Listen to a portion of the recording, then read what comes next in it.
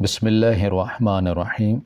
السلام علیکم۔ میرا نام نازیہ ہے۔ ہم کراچی لانڈھی نمبر 1 میں رہا کرتے تھے۔ میرے بعد یکے بعد دیگرے 5 بہنیں پیدا ہوئیں، لیکن بدقسمتی سے وہ اپنی پیدائش کے چند ماہ بعد ہی مر جاتی۔ کوئی کہتا ہے کہ 18 ہے، کوئی کہتا ہے کہ میری ماں ہی منحوس ہے جو پیدا ہی گڑے بھرنے کے لیے ہوئی ہے۔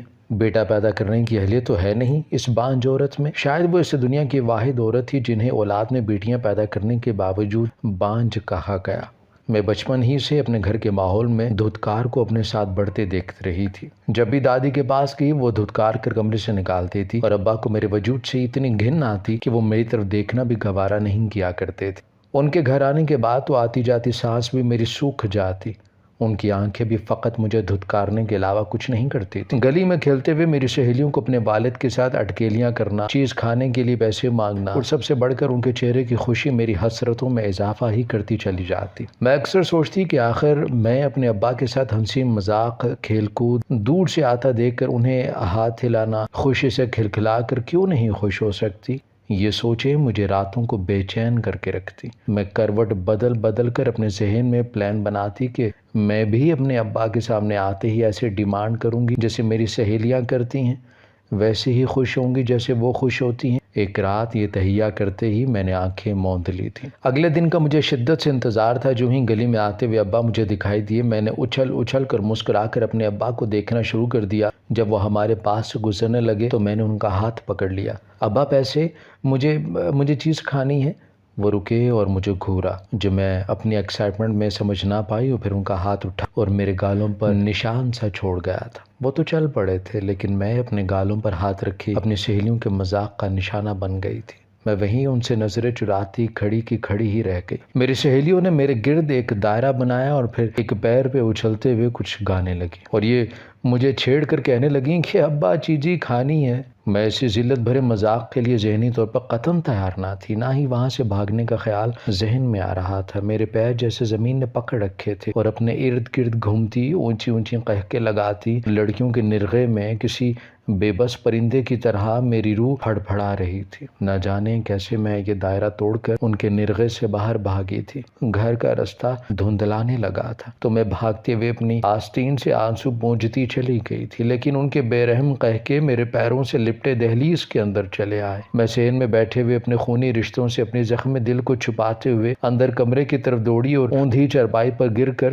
ہچکیاں دبائے رونے لگی تھی۔ میری سسکیوں پر حد سے زیادہ مہربان ماں بھی نہ اٹھی تو کسی اور سے امید ہی کیا تھی۔ وہ دن اور آج کا دن جب میں یہ کہانی لکھ رہی ہوں، میں نے اپنے والد سے محبت کی امید کرنا ہی چھوڑ دی تھی، اور یہ زندگی کا سب سے تلخ موڑ ہوتا ہے جب آپ کسی سے اس قدر مایوس ہو جائیں کہ آپ کے درمیان تعلق بس نام کی حد تک رہ جائے۔ میں اس موڑ سے بہت کم عمری سے گزر چکی تھی جب میں فقط درجہ چہارم کی طالبہ تھی، اور اس عمر میں ہی میں نے گھر سے باہر نکلنا کھیلنا چھوڑ دیا۔ وہ دن جب ابا کے سامنے بڑے مان کے ساتھ ہتھیلی پھیلائی تھی اور بدلے میں سرعام تھپڑ کھا لیا تھا، اور اپنی ہم عمر لڑکیوں کے سامنے بے عزتی اور ان کا تمسخر اڑاتے خود پر سہ چکی تھی، تو ہنسنا کھیلنا ضدیں کرنا بھول گئی تھی۔ میں کھانا مل جاتا تو کھا لیتی، نہ ملتا تو امی سے بھی نہ کہتی۔ مجھے اس واقعے نے ایسی چپ لگا دی کہ میرے دل سے زندگی کی امنگ ہی ختم ہو گئی تھی۔ اب فرق ہی نہ پڑتا تھا کہ عید پر بھی کپڑے سلے ہیں یا نہیں۔ اسکول کے یونیفارم سے لے کر شوز تک سب دوسروں کی اترن تھی جس پر مجھے اب کبھی شکوہ ہی نہیں رہا تھا۔ میں اوپر سے بے نیاز دکھائی دیتی، لیکن اندر ہی اندر طوفان برپا رہتے۔ میں اب کسی کے سامنے روتی بھی نہیں تھی، بلکہ گہری تاریک ہوتی راتوں میں اٹھ کر چپکے چپکے آنسو بہاتی۔ امی میری کڑن کو دیکھا کرتی لیکن ٹھنڈی سانس بھر کے رہ جاتی۔ بیٹا پیدا نہ کرنے کی پاداش میں جتنے طنز تانے مار پیٹ وہ شادی کے بعد سے اب تک بھگت رہی تھی، اس نے ان کے اندر مزاحمت جیسے ختم ہی کر ڈالی تھی۔ وہ مٹی کے مادھو جیسی چپ چاپ زندگی کے دن جیسے زندان میں پورے کر رہی تھی۔ مجھے کبھی کبھی امی پر ترس بھی آتا، اور میں سوچتی بھلا ایک قیدی دوسرے قیدی کے لیے کر بھی کیا سکتا ہے۔ میری زندگی کا فقط ایک ہی مقصد رہ گیا تھا کہ کسی طرح پڑھ لکھ کر اتنے پیسے کما سکوں کہ کبھی ابا یا کسی سے بھی پیسے نہ لینے پڑے۔ ابا جب بھی اسکول کی فیس دیا کرتے، جو اتنی زیادہ تو نہ تھی، اس پر بھی وہ باتیں سنانے کا موقع جانے نہ دیتے، بلکہ ہر ماہ اسکول کی فیس بھرنا امی کے لیے آزمائش بن گئی تھی، اور میں اس بات کو بہت اچھے سے سمجھا کرتی تھی کہ امی کی آزمائش پہلے ہی کم نہ تھی، میری وجہ سے ان کی آزمائشوں میں 2 گنا اضافہ ہو گیا تھا۔ میں اور امی بالکل ایک الگ کمرے میں رہا کرتے کرتے تھے جبکہ باقی گھر کے لوگ ایک جگہ کھاتے پیتے اٹھتے بیٹھتے۔ ابا کی اجازت کے بغیر امی بھی اس کمرے میں قدم نہیں رکھ سکتی تھی جس کمرے میں ابو سویا کرتے تھے، لیکن جس وقت ابا چاہتے امی کو جانا پڑتا، خواہ وہ کتنی ہی بیمار کیوں نہ ہوتی، وہ ابا کا حکم بجا لاتی۔ اس کے باوجود ابا کا منہ بنا رہتا اور وہ اکثر اپنی ماں کو یہ کہتی رہتی کہ کیا چیز بیاں کر لائی ہو، یہ تو مجھے خوش نہیں رکھ سکتی، اسے تو خوش رکھنا ہی نہیں آتا۔ ابا کا تعلق بازاری عورتوں سے بھی تھا اور وہ ہر وقت امی کو ویسے ہی ناز و انداز، سجے سورے طریقے سے دیکھنا چاہتے تھے۔ امی کوشش بھی کرتی تھی کہ ان کے بنائے سانچے کے مطابق ڈھل جائیں، لیکن جب ابا کی خوشی کے لیے وہ لپسٹک اور ہلکا پھلکا میک اپ کر لیتی تو دادی کے تن سے ختم ہونے کا نام ہی نہیں لیتے تھے۔ امی کی جان ویسے بھی نہ چھوڑتی اور جب وہ اس ذہنی خلجان کے ساتھ ابا کے پاس جاتی تو ابا کی فرمائشوں کو پورا نہ کر پاتی تو ابا ان سے لڑ پڑتے اور اونچا اونچا بے شرمی سے کہتے کہ یہ تجھ سے اچھی تو بازاری عورتیں ہیں، پیسہ لیتی ہیں لیکن دل تو خوش کر دیتی ہیں۔ تو امی رونے لگتی، مجھ سے یہ سب نہیں ہوتا جو آپ کہتے ہیں، یہ سب مکروہ عمل ہے، کوئی پاک باز بیوی ایسا کرنے کا تصور بھی نہیں کر سکتی ہے۔ ان کی تکرار اور آوازیں کمرے سے باہر بھی آتی، دادی اکثر کان لگا کر سنتی اور میں بھی ایسے میں قریب ہی رہا کرتی، لیکن کئی بار وہ مجھے ڈانٹ کر بھگا دیتی یا اتنی زور کی جوتی میری طرف پھینکتی کہ مجھے وہاں سے جانا ہی پڑتا۔ لیکن چھوٹی سی عمر میں ہی مجھے ہلکا ہلکا سے اس بات کا احساس ہونے لگا تھا کہ امی کے ساتھ اس کمرے میں کچھ اچھا نہیں ہو رہا، کچھ ایسا غلط ان کے ساتھ ہوتا ہے کہ جب وہ اس کمرے سے نکلتی ہیں تو کسی اجڑی ہوئی بیوہ سے بھی بدتر حالت میں ہوتی تھی۔ سوائے رونے دھونے کے میں نے امی کو اس کے علاوہ کبھی احتجاج کرتے ہوئے نہیں دیکھا۔ عجیب سا گھٹن زدہ ماحول تھا، کبھی کبھی ایسا لگتا ہے کہ سانس بھی زور سے لی تو اس پر بھی کوئی فتویٰ لگ جائے گا۔ میں اب چھٹی جماعت میں تھی جب امی کو دوبارہ سے امید لگی، بجائے امی کے کھانے پینے کا خیال رکھنے دادی نے انہیں صاف صاف الفاظ میں کہہ دیا کہ اگر اس پر لڑکا نہ ہوا تو طلاق پکی ہے۔ دادی کا صفاق لہجہ میرا دل چیر گیا تو سوچتی ہوں نہ جانے اس حالت میں امی کے اوپر کیا بیتی ہوگی، نہ جانے کتنے خوف وسوسے ان کے دماغ پر چھائے ہوں گے۔ امی ہر وقت زیر لب کچھ نہ کچھ پڑھ پڑھ کر خود پر پھونکتی رہتی کہ شاید اس بار پھونکوں سے ان کا مقدر بدل جائے اور وہ بیٹے کی ماں بن جائیں۔ وہ ہر روز اپنی بقا کی جنگ لڑ رہی تھی، جو کوئی انہیں کسی تعویذ، دم درود، آستانے کا بتاتا وہ سر کے بال دوڑ کر اس تک پہنچا کرتے۔ ابھی دوسرا ہی مہینہ تھا لیکن وہ اس قدر کمزور دکھائی دیتی تھی کہ ایسا لگتا کہ ہوا کے جھونکے سے بھی زمین بوس ہو جائیں گی۔ ان کی خوراک اور کھانے پینے کا کوئی خیال نہیں رکھ رہا تھا اور نہ ہی اس قدر کمزوری کے باوجود انہیں کسی ڈاکٹر کے پاس لے جایا گیا۔ میں نے دبی دبی آواز میں امی کی دن بدن زرد رنگت کو دیکھ کر کہا کہ وہ ڈاکٹر کے پاس جائیں، شاید وہ کوئی وٹامن کی سیرپ ہی دے دے جس سے ان کی طبیعت بہتر ہو جائے، لیکن امی حسرت بری نظروں سے بس مجھے چپ چاپ دیکھتی چلی جاتی، کیونکہ ان کے ہاتھ میں کچھ بھی نہیں تھا، نہ پیسہ، نہ خاوند کی محبت، اوپر سے گھر کے کام کا بوجھ بھی انہیں الگ ہلکان کیے رکھتا۔ مجھ سے جہاں تک ہو سکتا میں امی کے کاموں میں ان کا ہاتھ بٹانے لگتی، حالانکہ میں خود بہت چھوٹی تھی، لیکن جانے کیوں مجھے امی اپنے سے بھی زیادہ بے بس دکھائی دیتی۔ آج بھی کسی مزار سے اپنی آخری جمعرات کر کے لوٹی تھی، محلے کی کسی عورت نے انہیں یہ کہا تھا کہ اگر وہ اس مزار کی 5 جمعراتیں حاضری دیں گی تو ضرور بیٹا ہوگا، اور انہیں یہ بات بتانے والی وہ عورت تھی جس کے سرے سے اولاد ہی نہ تھی۔ امی بھی ان عورتوں کی باتوں میں آ کر یہ بھول بیٹھی تھیں کہ اولاد دینے والی ذات صرف اللہ تعالیٰ کی ہے، کیونکہ وہ تو خود قرآن میں یہ بات کر رہا کہ وہ جسے چاہتا ہے اولاد دیتا ہے اور جسے چاہتا ہے اولاد نہیں دیتا۔ لیکن ہم مسلمان قرآن پاک، نماز اور اللہ کی تعلیمات کو چھوڑ کر گمراہ کن لوگوں کی باتوں میں آ کر اپنی دنیا بھی خراب کر دیتے ہیں اور اپنی آخرت بھی۔ امی کا 8واں مہینہ لگا تھا کہ دادی نے اصرار کرنا شروع کر دیا امی کا الٹرا ساؤنڈ کروایا جائے تاکہ پتہ چلے کہ بچے کی جنس کیا ہے، آیا وہ لڑکی ہے یا لڑکا۔ یہ اصرار دادی نے 5ویں مہینے بھی شروع کیا تھا، لیکن اس وقت امی نے ان کی بات ایک کان میں ڈال کر دوسرے سے نکال دی تھی۔ ابا نے بھی کوئی خاص توجہ نہ دی تو امی نے بھی شکر کے کلمے پڑھے، لیکن دادی نے بھی جب اٹھتے بیٹھتے کہنا شروع کر دیا تو ابا بھی متوجہ ہو گئے کہ واقعی پیدائش سے پہلے ہی جنس کا پتہ ہونا بہت ضروری ہے۔ امی بہت ڈر گئی کیونکہ وہ جانتی تھی کہ اگر جنس کا پتہ وقت سے پہلے چل گیا اور بیٹی ہوئی تو وہ یا تو اس بچے کو ضائع کروا دیں گے یا پھر پیدا ہوتے ہی انہیں طلاق کا کلنگ ماتھے پر لگا کر گھر سے نکال دیا جائے گا۔ ایسے میں وہ کہاں جائیں گے، انہیں کچھ سمجھ نہیں آ رہی تھی۔ ان کے میکے میں صرف ایک بھائی تھا جو والدین کی حیات میں ہی رشتوں سے لاپرواہ تھا۔ اس کے اندر بے حسی اتنی زیادہ تھی کہ وہ اپنے بیمار والدین کو چھوڑ کر اپنی بیوی کے ساتھ الگ گھر میں رہنے لگا تھا۔ امی کے لیے اپنے بیمار والدین کی ذمہ داری ادا کرنا آسان ٹاسک نہ تھا۔ ان کا میکے سسرال سے دور تھا، آنے جانے کے لیے بھی کرایہ ملتا اور کبھی امی اپنے کمزور جان کے ساتھ پیدل چلی جاتی تو کئی دن وہ چارپائی سے ہی نہ اٹھ پاتی، جسم کا جوڑ درد کرتا اور کئی دن تک بخار رہتا۔ ہر دوسرے تیسرے دن ان کا میکے جانا بھی ان کی سانس کو کھٹکنے لگا تھا اور وہ بات پر امی سے لڑنے لگتی کہ گھر کے کاموں سے بچنے کا ایک اچھا بہانہ ڈھونڈ لیا ہے تم نے۔ امی بہت تنگ آ جاتی تو انہیں جواب بھی دے دیا کرتی تو دادی پھر ایک کی چال لگا کر ابا کو بتاتی اور یوں امی کی شامت آ جاتی۔ وہ مار بھی کھاتی، بغیر کرائے کے اپنے والدین کے پاس جا کر ان کی خدمت بھی کرتی اور واپس آ کر گھر کا سارا کام بھی سنبھالتی، لیکن اس کے باوجود ان کی قربانی کا کوئی صلہ نہیں تھا۔ اپنے والدین کی بے پناہ دعائیں لینے کے باوجود کوئی دعا ان کے حق میں قبول نہ ہوئی۔ بس ان کی مشکلیں اتنی آسان ہوئی کہ ان کے والدین اپنی بیماری کی حالت میں ان پر مزید بوجھ نہ بنے اور جلد ہی اللہ کو پیارے ہو گئے، اور یوں امی اس آزمائش سے سرخرو ہو کر نکلی۔ ان کے دل پر اس بات کا بوجھ نہ تھا کہ وہ والدین کے لیے اپنے بھائی کی طرح کچھ کر نہ سکی۔ دراصل میکا ہر لڑکی کا ایک سائبان ہوتا ہے جہاں وہ کچھ پل کے لیے اپنے سارے غم بھلا کر 2 گھڑی سکھ کا سانس لے سکتی ہے، اور یہ میکا صرف ماں اور باپ سے ہی ہوتا ہے۔ باقی بہن بھائیوں سے رشتے وقت، حالات اور اپنے مفادات کی وجہ سے یا تو تبدیل ہو جاتے ہیں یا ختم ہو جاتے ہیں، اور یہی اس دور کی تلخ سچائی ہے۔ اسی طرح امی کا رشتہ بھی اپنے بھائی کے ساتھ بس برائے نام ہی تھا، لیکن اب بدقسمتی سے امی کا میکا بھی ختم ہو گیا۔ اب امی کو اٹھتے بیٹھتے بس ایک ہی بات کی پریشانی تھی کہ کیا ہوگا، کہ اگر بیٹی پیدا ہوگی تو ان کی تو اس گھر میں کوئی جگہ نہیں رہے گی، وہ کہاں جائے گی؟ نہ تو وہ کوئی ٹھکانہ جانتی تھی کہ جہاں کچھ پل عزت کے ساتھ گزار سکے، نہ اتنی پڑھی لکھی تھی کہ جاب کر کے اپنے پیروں پر کھڑی ہو سکے۔ وہ اس مشکل گھڑی سے نکلنا چاہتی تھی لیکن کوئی راز سجائی نہیں دے رہی تھی۔ ایسا لگتا تھا کہ جیسے وہ بند گلی میں آ کر کھڑی ہوں۔ طویل گرما کی راتیں ان کی آنکھوں میں جا کر کٹا کرتی تھیں۔ ایک تو انہیں یہ پریشانی تھی اور دوسری پریشانی دادی کی تھی، جو امی کو اٹھتے بیٹھتے ڈاکٹر کے پاس لے جانے کی بات کر رہی تھی، لیکن امی ٹالتی جا رہی تھی، جس کی وجہ سے روز صبح امی اور دادی کے درمیان جھگڑے کا آغاز ہوتا کہ امی سکون سے ناشتہ بھی نہ کر سکتی۔ جمعے والے دن ابا جلد آ گئے تو دادی نے یہ مدعا ایک بار پھر ابا کے سامنے رکھ دیا۔ ابا جو صدا کے جذباتی اور کان کے کچے تھے، وہ دادی کی باتوں پر غصے میں آ گئے اور امی کو کٹہرے میں کھڑا کر کے پوچھا، آخر امی اتنے دنوں سے ہاسپٹل جانے کا کہہ رہی ہیں تو تم کیوں نہیں جا رہی؟ تو امی آہستہ سے بولیں گے، اس حالت میں اسپتال جانا آسان نہیں ہے۔ تو کون سی انوکھی حالت ہے تمہاری؟ ساری عورتیں بچہ پیدا کرتی ہیں، تم کوئی انوکھی بھی ہو اس دنیا کی؟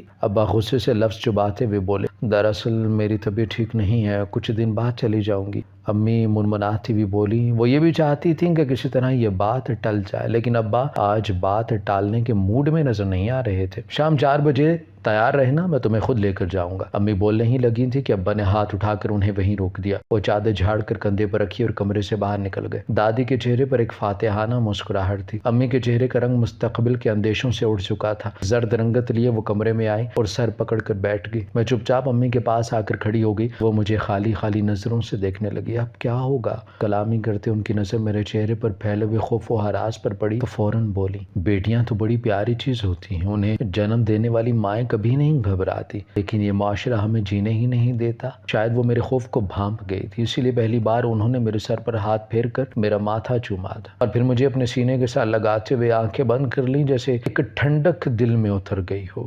تم نہیں جانتی تم مجھے کتنی پیاری ہو نازیہ، لیکن میرے حالات نے مجھے تم سے نہ پیار کرنے دیا نہ ہی موقع دیا۔ وہ سسکتے ہوئے لہجے میں بولی تو میں بھی رونے لگی تھی۔ پھر انہوں نے مجھے اپنے سینے سے الگ کیا اور تسلی دیتے ہوئے بولی کہ نازیہ تم بہت سارا پڑھنا، اپنے پیروں پر کھڑا ہونا، تاکہ کل کو کوئی تم سے تمہارا آسمان نہ چھین سکے، نہ ہی اس خوف سے زندگی گزارنا کہ اگر کوئی تمہیں گھر سے نکالے تو تم کہاں جاؤ گی۔ وہ لجاجت بھرے لہجے میں بولی تھی، حالات جیسے بھی ہوں تم نے پڑھنا نہیں چھوڑنا، تم یہ بات یاد رکھو گی نا؟ وہ میری آنکھوں میں آنکھیں ڈال کر بولی تو میں نے سر ہلا دیا۔ شاباش! وہ مسکرائی تھی اور میں نے پہلی بار یہ محسوس کیا کہ مسکراہٹ بھی زخمی ہوتی ہے۔ شام 4 بجے امی کو لے کر ابو اور دادی اسپتال چلے گئے تو میں ایک نامعلوم خوف کے تلے جائے نماز بچھا کر امی کے لیے دعا کرنے لگی۔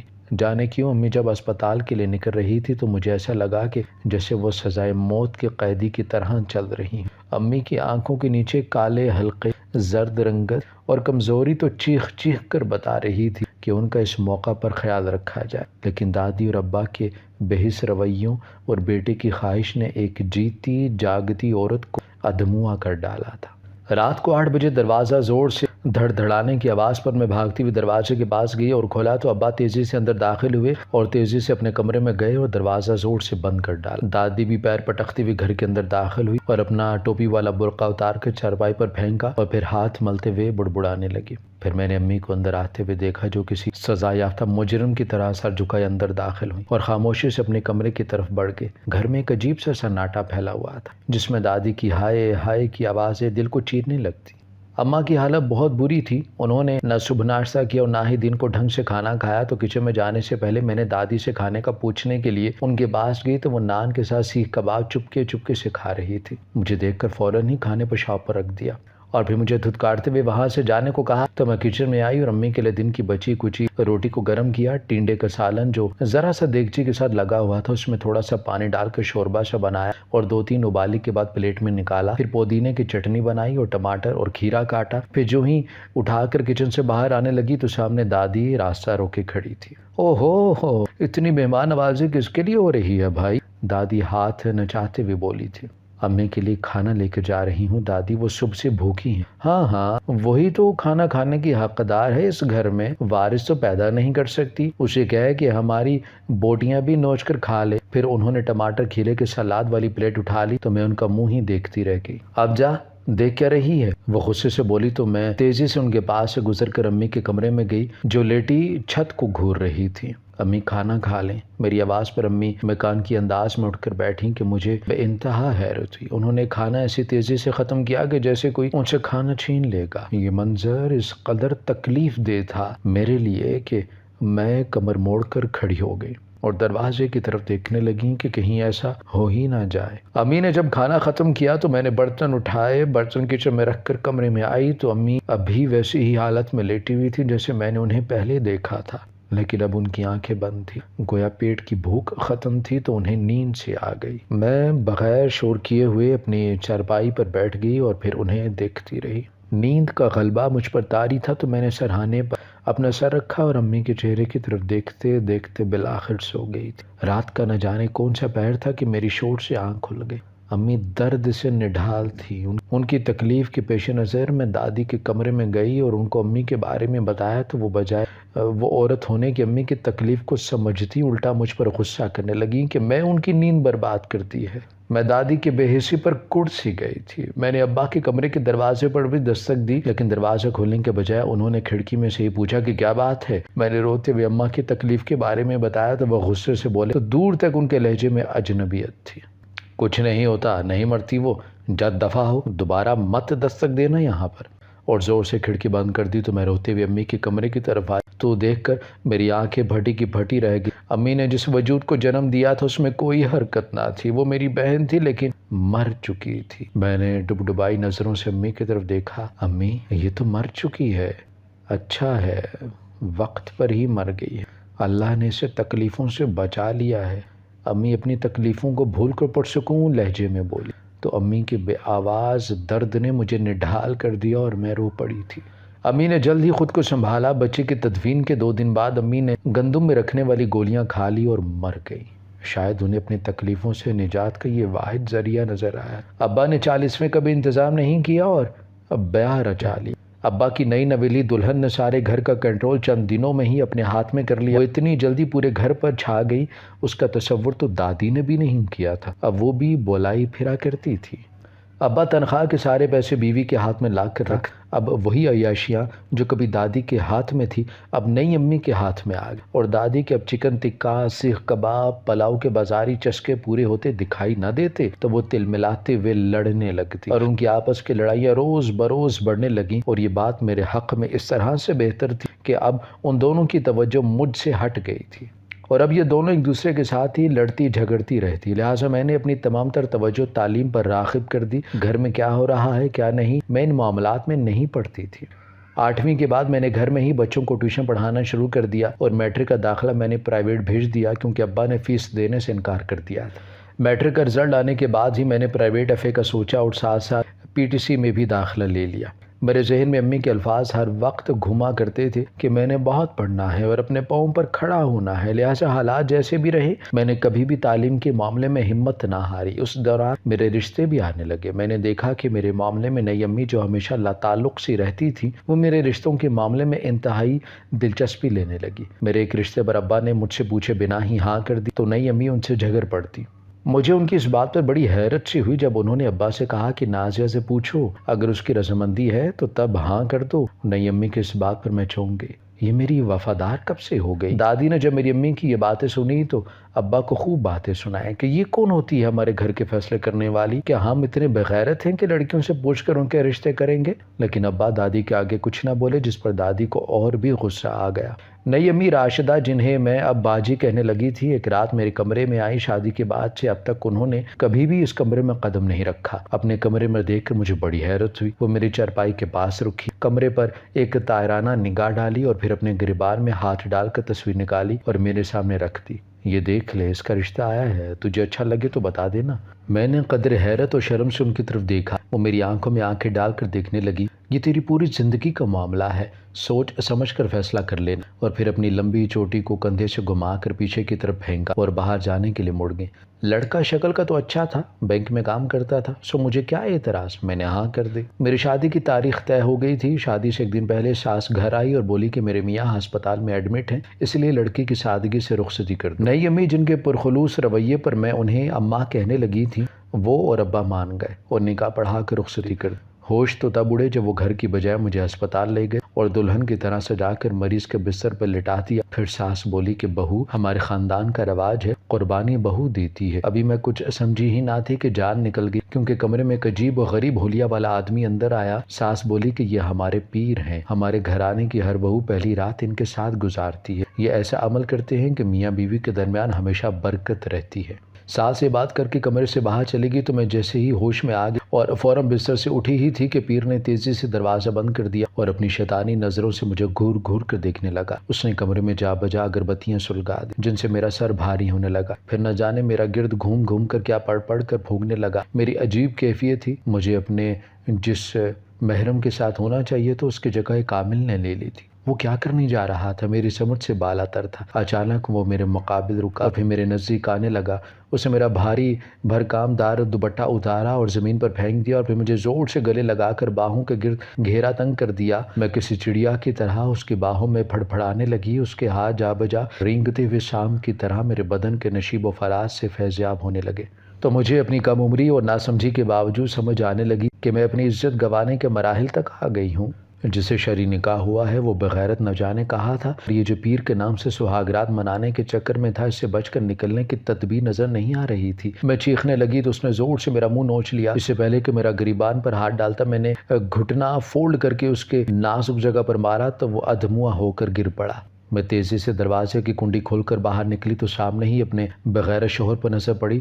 اس سے پہلے کہ وہ میری طرف آتا مجھے اس راہداری میں دوڑتی اماں راشدہ دکھائی دی اور میں ان کے بازو میں جھول کر بے ہوش ہو گئی۔ میں جب ہوش میں آئی تو ایک دم سے ڈر کر اٹھ گئی تو اماں نے فوراً ہاتھ تھام کر مجھے تسلی دی کہ میں اب محفوظ ہاتھوں میں ہوں۔ میں اپنے ہی گھر میں تھی، یہ دیکھ کر میں نے گہری سانس لی۔ پھر وہ آہستہ سے بولی کہ تمہاری اس طرح کی رخصتی نے مجھے شک میں مبتلا کر دیا تھا، اسی لیے تمہارے جانے کے بعد میں رکشہ لے کر نکلی، لیکن وہ تمہیں لے کر جا چکے تھے۔ ہاسپٹل کا نام میرے ذہن میں آ گیا تو یہاں پر پہنچی۔ یہ ہاسپٹل انہی لوگوں کا ہے، اسی لیے ڈر کے مارے کوئی منہ نہیں کھولتا۔ میں جب یہاں پہنچی تو تمہاری ساس نے مجھے روکنا چاہا، لیکن چونکہ میرا بھائی ایس ایچ او ہے وہ بھی بر وقت پہنچ گیا، لہٰذا یہ لوگ ہمارا کچھ نہیں بگاڑ سکے۔ وہ رکی اور میرے آنسو صاف کرتے ہوئے بولی، نازیہ بچے، تم کیا اپنے خاوند کے ساتھ جانا چاہتی ہو؟ وہ خاوند تو نہیں ہے میرا، وہ تو دلال سے بھی بدتر ہے، مجھے نہیں رہنا اس کے ساتھ۔ امی نے مجھے اپنے سینے سے لگا لیا۔ دادی نے میرے فیصلے پر بہت واویلا کیا، لیکن ابا نے انہیں چپ کروا دیا۔ اماں کے بھائی ایس ایچ او کی وجہ سے میری طلاق کا معاملہ بہت آسانی کے ساتھ ہو گیا۔ اماں نے میرا بہت ساتھ دیا، بالکل ایک حقیقی ماں کی طرح۔ وہ اب میرے ساتھ ہر معاملے میں کھڑی رہتی ہیں، بلکہ مجھے یونیورسٹی میں اعلیٰ تعلیم دلوانے میں ان کا بہت ہاتھ ہے۔ میری تعلیم مکمل ہوتے ہی مجھے کالج میں لیکچرارشپ بھی مل گئی، سرکاری طور پر گھر بھی مل گیا۔ اماں نے ایک اچھی جگہ دیکھ کر میرا نکاح کر دیا۔ آج میں نہ صرف اپنے پیروں پر کھڑی ہوں بلکہ مشکل وقت میں اپنا بوجھ اٹھانے کے قابل بھی ہو گئی ہوں۔ سو خدا را ایک التماس ہے، اپنی بیٹیوں کو تعلیم کا زیور ضرور دیں تاکہ وہ میری ماں کی طرح سسک سسک کر زندگی نہ گزاریں۔ ہماری ویڈیو اگر آپ کو پسند آئی ہے تو ضرور لائک کیجیے، اپنی رائے دینا چاہیں تو کمنٹس کیجئے، اچھی لگے تو شیئر کیجئے۔ اس کے ساتھ ساتھ اگر آپ نے ہمارا چینل سبسکرائب نہیں کیا تو ضرور کیجئے اور بیل آئیکن پر لازمی کلک کیجئے تاکہ ہماری ہر آنے والی ویڈیو آپ تک بر وقت پہنچ سکے۔